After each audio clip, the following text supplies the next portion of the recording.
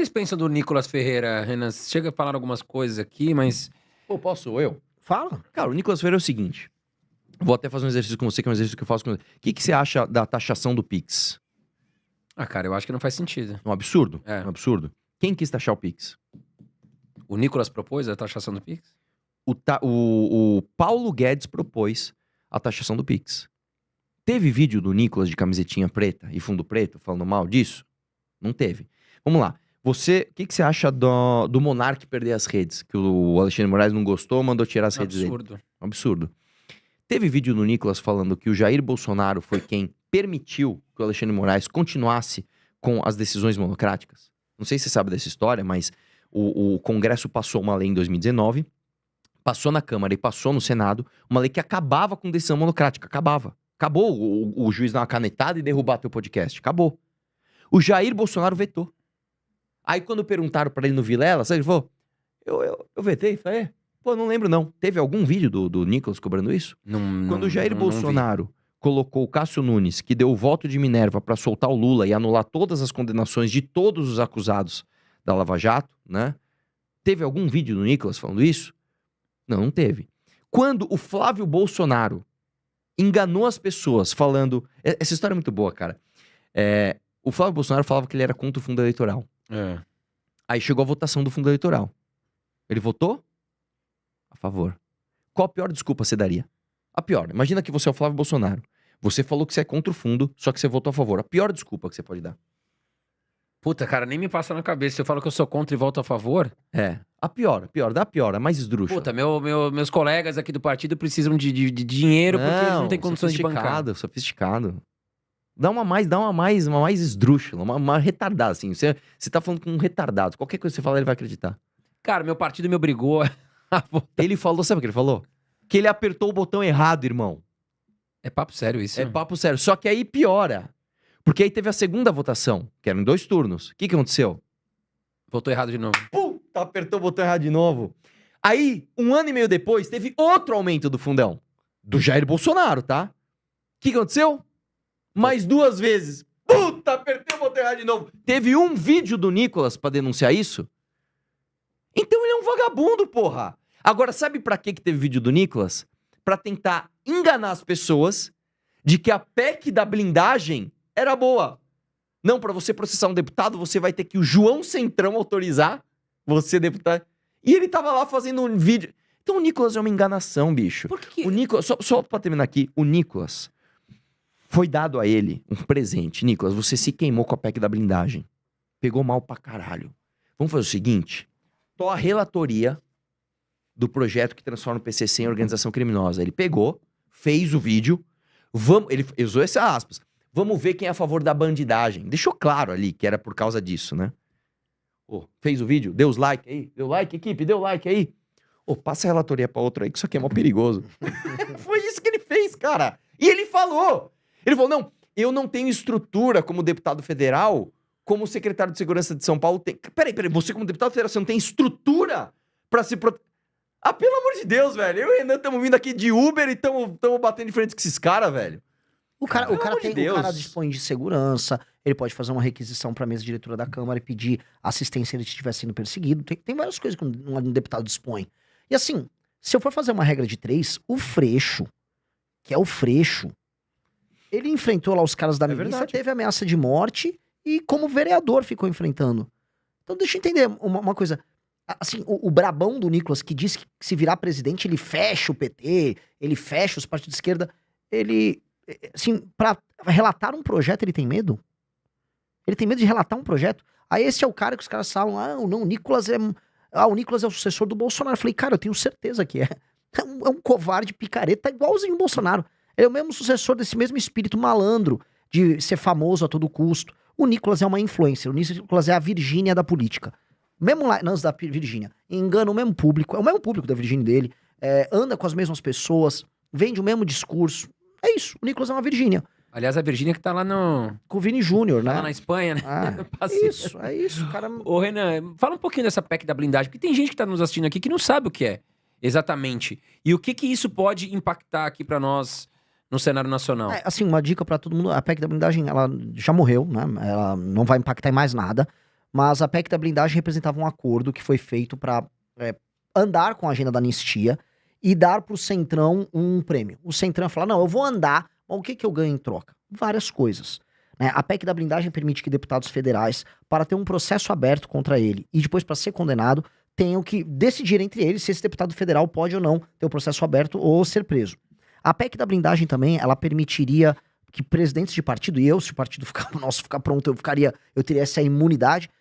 Ele O Valdemar ia ter. O Valdemar teria. Outro, muito engraçado que os partidos então estavam tocando essa agenda justamente no momento que o Antônio de Rueda, que é o presidente do União Brasil, estava, vamos dizer, está começando a ficar eu nem tinha encalacrado. pensado nisso, Ah, cara, lógico. é verdade. Mas claramente isso aí foi um acordo para ajudar o Rueda a ficar blindado. E o Rueda é presidente do União Brasil, e assim, as denúncias estavam ali, no cangote dele. Aí fizeram esse acordo, quem conduziu esse acordo foi o Ciro Nogueira. Esse acordo ele foi conduzido entre Ciro Nogueira, o presidente da Câmara, Hugo Mota, o presidente do Senado, o Alcolumbre, e as lideranças do partido. O Alcolumbre avisou pro Hugo Mota, tamo junto, tá? Vai salvar o Ruedão. E vai ajudar o Ciro Nogueira aqui, e é isso. E ninguém liga, pô, o Brasil só vai falar de anistia, blindagem, isso aí vai passar. A Hugo Mota, beleza, vamos lá, bora. Tá? Aí avisa os líderes dos partidos, pode passar, vamos que vamos, vai abrir a boiada, e depois só fala de anistia, vocês brigam aqui, vai rolar. Beleza. E aí elegeram o Nicolas, tipo, Nicolas, seja meio que um porta-voz aqui. Ele, eu resolvo lá, eu vou explicar aqui, ó. Né, que o Nicolas acha que resolve muito no papo dele. Foram votar, aí teve o discurso do Kim, e aí houve a primeira malandragem. O PSOL tava orientando sim. Aí o PSOL fez a conta, não vou orientar não. Tirou o time de campo, malandraço. Presentaço. Presentaço. Depois o PT falou, não, tira o time de campo também. Não, e aí os artistas falam assim, vamos fazer uma manifestação contra a corrupção? Faz mó tempo que a gente não faz isso, né? O Gilberto Gil, eu acho que isso aqui foi no Fora Colo. Foi no Fora Colo. Tá bom, cara, os caras voltaram no tempo 30 anos. Não, quem foi? Eu até reagi na live que tava falando... O Zé Dirceu, cara. O Zé Dirceu foi no caminhão de som falar contra a corrupção, cara. Cara, assim... O Zé Dirceu, meu Deus, um exemplo plano. Desce isso no colo deles, mas beleza. Foram os nossos heróis ali da direita. Anistia, o Nicolas explicou que a PEC da blindagem é a PEC das prerrogativas. Agora nós vai falar as verdades do comunismo, Pegou muito mal, com razão, que tem que pegar mal, que é um absurdo uma coisa dessas. E, né, mas eles tiveram outro, o Hugo Mota entregou. Ó, não, passou aqui na Câmara a PEC da blindagem, agora vai passar anistia, entregou. Alguém recebe uma ligação, bota o Paulinho da Força aí de relator. Aí botou o Paulinho da Força de relator. Então, ou seja, matou a anistia. Pegou tão mal o tema, rolou manifestação dos petistas no fim de semana seguinte, que aí, veja só a malandragem, o Alcolumbre, por que eu tô falando desse autor? Esse autor político mais importante desse jogo. O Alcolumbre, ele é o número 2 do União Brasil. Se o Rueda cai, o Alcolumbre assume. O Alcolumbre quer deixar a União Brasil mais próximo do governo Lula, ele é um aliado do governo Lula. Sim. Ele é um que avisou também, não vou passar anistia aqui no Senado. O Alcolumbre, né, vixe, Hugo Mota, deu confusão aí, acho que a gente não vai passar isso aqui no Senado. O que aconteceu? O Senado meteu um passa-moleque na Câmara, aí o Hugo Mota ficou, tadinho, peladinho na frente dos outros líderes partidários, que ficaram eles próprios pelados pros deputados que votaram um negócio que eles apanharam assim, fazia tempo que os deputados não apanhavam tanto, todo mundo apanhou, e o Hugo Mota ficou de moleque, e o Alcolumbre, pois é, né, acho que aqui no Senado ninguém vai votar. Cara, ninguém... Aí discurso de petistas e senadores bolsonaristas contra o projeto. Os bolsonaristas do Senado votaram contra e fizeram discurso.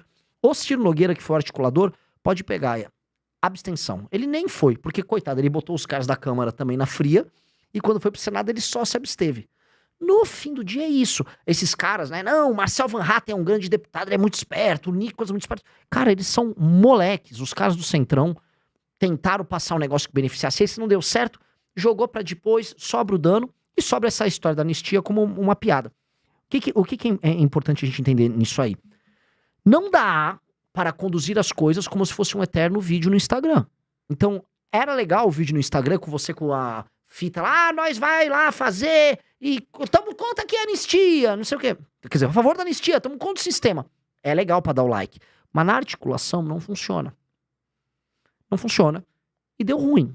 Cara, foi uma gigantesca derrota para esses caras. No que a gente volta pra pergunta, original. Do que nos serve essa direita? Eu tô indo aguardando, do que nos serve essa direita? A direita tá... Fica muito claro aqui pra mim, conversando com vocês, que a nossa direita tá rachada. Ou que ela tá com pêndulo pro centro. E aí eu queria falar do nome aqui que é muito importante, que é o Kassab. O Kassab hoje ele é o homem mais forte do centro, é ele quem tem as cartas na mão, ele tem mais força, por exemplo, do que um Valdemar, líder do PL. Qual que é a força desse Kassab hoje? Cara, eu acho que o Renan é bom pra falar dessa parte política, mas é que você tocou no nome do Valdemar, e existe uma coisa que é o seguinte, a marca Bolsonaro hoje, ela tá na mão do Valdemar, né? E pro Valdemar, nada melhor do que você ter a marca sem ter o dono da marca. E aí você fica com todo na tua mão. Né? Então, eu vou dizer o seguinte, cara, eu nem saberia analisar o Kassab, o Renan, que manja mais dessa parte do que eu, mas do ponto de vista do Valdemar do Costa Neto, esse cara ganhou na Mega Sena, velho. Ele tem o maior partido do Brasil, ele tem o maior fundo partidário, ele tem o maior fundo eleitoral, ele tem o maior tempo de TV, ele tem todos os deputados dele na mão dele, ele tem o Nicolas, que é um cara jovem, que não nessa, mas na próxima pode ser candidato, Pavanato. um pavanato fazendo campanha pra ele. Não sei se você sabe, o Valdemar... Pavanato é o vereador? São Paulo, É, isso. o Valdemar põe o Nicolas no jatinho pra viajar ao Brasil pra ir fazendo campanha pro PL. Afinal de contas, o PL é de direita, né? Então, vote aqui no João Centrinho, aqui de Caropeba, de Da Paranaíba, Serra, porque ele também é do PL. Ele também, eu tenho certeza que você é conservador desde criança. Ele, já Sim, nasci assim, meu. Já nasci louco, Ai, já nasci acabou assim, a velho. gravada. Fala de aborto aqui, vai. Vem, fala de aborto pra você ver. E quando você era petista lá, quando você... Eu? Não! Foi, Não. tava com uma arma na minha cabeça, provavelmente. Me obrigaram Era ali. sistema, meu. Já lutei contra o sistema também. Porra, volta aqui no João Centrinho, viu? Então, o Valdemar hoje, eu sou fã do Valdemar, velho. Você é louco? Esse é o maior empreendedor do Brasil, velho. O cara foi preso no mensalão do Lula. Hoje ele é dono do maior partido Petrolão. de direita. No Petrolão também? Do Petrolão também? Também, dos E dois. Ele tem gabaritou. as pessoas na Paulista falando... Ele pega o microfone, cara. Isso pra mim é a melhor cena. Eu acho que isso retrata o que é, infelizmente, o bolsonarismo. Ele pega o microfone e fala assim: Deus, pátria, saúde pública, com a família. E a galera aplaude, cara. Esse cara ganhou na loteria. Ele tem um. Mas vocês não bando acham que a de galera tá puto. muito fanática de extremos? Ou é Bolsonaro ou é Lula. E a gente tá... É como se fosse uma briga de futebol, cara. São Paulo, Corinthians, Palmeiras, Santos... Vasco, Eu não diria Flamengo. que a galera tá muito fanática porque elas são muito aguerridas nas suas pautas políticas. As pessoas, elas têm uma paixão, né, pelo Lula e uma paixão pelo Bolsonaro. E uma coisa que acontece... Mas isso a paixão deixa a pessoa cega também, pra né? caramba, completamente cega. Só que aí eu vou te dizer uma coisa que acontece no Brasil, tá? Como no Brasil tem muitas pessoas muito burras, você tem muitas pessoas apaixonadas, seja por celebridade, seja pelo que quer que aconteça, os números encantam quem não é apaixonado. Então, eu vou dar um exemplo pra você usando nomes reais. Você pega, por exemplo, o Pablo Marçal. O Pablo Marçal é um picareta. O Pablo Marçal é um dos maiores... É um charlatão. Me processa aí, Pablo. Picaretaço. Aí aparece o Pablo Marçal. Todo mundo ri dele. Ah, lá, dá soco em tubarão, pousa helicóptero. Ah, que engraçado. Beleza. Aí o cara chega, então, eu sou esse bobo, mas ó, eu tenho aqui dezenas de milhões de seguidores no meu Instagram. Aí vem um Caio Coppola, opa! Caio Coppola não é burro. Ô, Pablo Marçal. Aí a justificativa. Isso aqui é uma grande estratégia de marketing, tal. Que é a justificativa do absurdo pro cara que não é absurdo. Então, no Brasil, o bolsonarismo acontece a mesma coisa. Você tem o Bolsonaro que é absurdo. Eu acabei de trazer aqui, cara, ele colocou petista na PGR, tudo aquilo que a gente já sabe, todo aquele enredo. E aí tem o cara que não é burro, mas que entende nele um corta-caminho para você ter a aprovação de milhões de pessoas. Aí ele relativiza, né, aquele discurso e dá um ar de credibilidade para certas... Por exemplo, você pega... Como é o nome daquele jornalista que depois ficou muito ligado ao Brasil Paralelo lá, ele era- É esse aí mesmo. Lacombe? é o nome dele? Lacombe. Lacombe, é. Lacombe é- Tipo esses caras, tipo um Lacombe. Qual é o nome do Lacombe. outro lá? Aí esse ficou louco na cloroquina, o que era depois... Já teve o Alexandre Garcia, que ficou Alexandre muito Garcia, o próprio Rodrigo Constantino, louco. O Fiuza. o Fiuza, que não são pessoas burras. Ele não é um idiota fanático. Ele entende o número do fanatismo e relativiza pra ele Emílio. ganhar o dele. O próprio Emílio. Emílio. Emílio Surita? Pra caralho. Cara, é um business, cara. Assim, deixa eu te explicar. Bom, você já convidou esses caras aqui. Bolsonarista fala com um público gigantesco, cara. A gente Sim, tá claro. falando de boa parte da classe C brasileira, boa parte da classe B brasileira. Tá? No Centro-Sul, cara, esses caras falam com muita gente. Então, No sul, onde eu moro ali, a família Bolsonaro é muito forte. É Tanto gigante. é que o Renan foi o vereador mais votado, eu nem sabia que ele morava lá. Só que isso faz parte de um processo tem muito a ver com a tecnologia das redes sociais, é uma coisa nova, cara. As Sim. pessoas começaram a discutir política pra valer com redes sociais de 2015, 16 pra cá. E muita gente, especialmente as pessoas mais velhas, entraram no mundo digital recentemente, começaram a participar disso, elas estão nesse processo em que elas têm até um protagonismo. Tenta imaginar, a gente tem que ser bacana. Tenta imaginar um senhor de 65 a 70 anos de idade, às vezes meio solitário, ou que sempre assistiu as notícias políticas por meio da TV. Essa pessoa nunca foi ouvida. Essa pessoa sempre viveu no embalo. Ah, agora é o Collor, não, agora é o Lula, não, o Fernando Henrique é isso, não, agora é direta. A Globo decidia muito A quem era o Globo- candidato da vez, né? Aí esse cara, do nada, surge pra ele a oportunidade dele discutir, então ele encontra outras pessoas como ele em grupos de WhatsApp, e aí ele começa a viver todo aquele processo, câmara de eco, repetir os mesmos discursos, sentir parte de uma coisa. Esse cara, ele ficou feliz. Então, participar do bolsonarismo quando você é uma pessoa mais velha, cara, você não fica sozinho, você faz amigos, se você vê uma parte de uma missão maior, você defende os seus valores, e você tá defendendo na prática um cara da tua idade. A beleza do Bolsonaro é que você tá defendendo um cara da tua geração, que viveu as mesmas dores que você na tua cabeça. Então, o Bolsonaro é um fenômeno boomer, Sim. é um fenômeno geracional. E essas Ele foi pessoas... eleito pelas redes sociais, né? Sim. E é um fenômeno, assim, no começo ele teve uma presença maior das pessoas mais jovens, depois isso foi se alterando. E é natural que hoje a militância do Bolsonaro seja uma militância idosa. Uhum. Uma militância idosa, e não tô aqui falando como crítica. Estou falando assim, para essas pessoas, elas estão equivocadas. Muito equivocadas. Elas vão precisar mudar de ideia porque elas estão errando sem parar. Mas aí é um problema da geração delas também, uma geração que toda vez que errou, assim, de maneira muito enfática. Então, uma geração que quando falou, não, agora é diretas, e aí foi tudo com as diretas. Não que as diretas fossem exatamente erradas, mas compraram um discurso global à época que tinha problemas que viraram a Constituição de 88. Depois, não, agora é Lula, não, agora é Bolsonaro. E esses caras, às vezes, têm que só entender que talvez seja hora de passar o bastão. E que eles entregaram o Brasil pros filhos e netos dele muito pior do que eles imaginavam. E tem erro deles.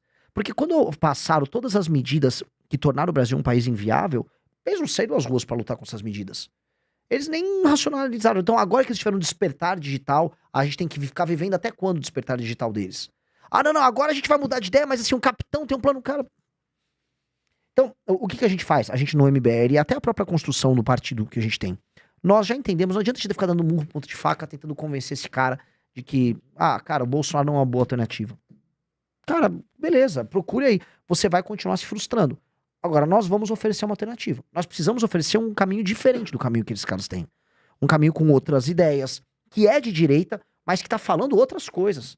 Que tá propondo outras coisas, que pauta o debate público, e que quando chegar no poder vai fazer diferente. Gostou do vídeo? Para mais vídeos como esse, se inscreva no canal Inevitável Cortes, deixe o like, comente abaixo o que achou, vire membro do canal por apenas R$ 3,99 e tenha acesso a benefícios exclusivos. Te vejo no próximo vídeo.